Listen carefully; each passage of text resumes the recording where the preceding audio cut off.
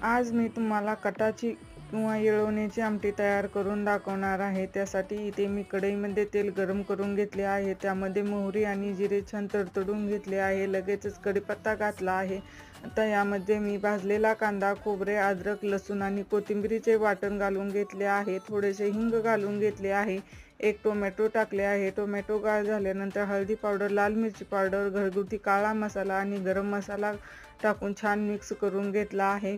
मसाला कढईला चिटकू नये म्हणून यामध्ये थोडेसे पाणी घालून घेतले आहे। छान मिक्स केले आहे आणि झाकण ठेवून 2 मिनिटं हा मसाला तेल सुटेपर्यंत भाजून घेतला आहे।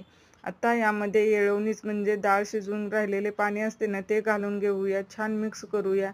वरून चवीपुरते मीठ घालून घेऊया। आणखीन एकदा मिक्स करूया। छान उकळ येऊ देऊया। हे पहा मस्त कट आला आहे। वरून भरपूर अशी कोथिंबीर घालून घेऊया। तयार आहे आपली एकदम झणझणीत कटाची आमटी।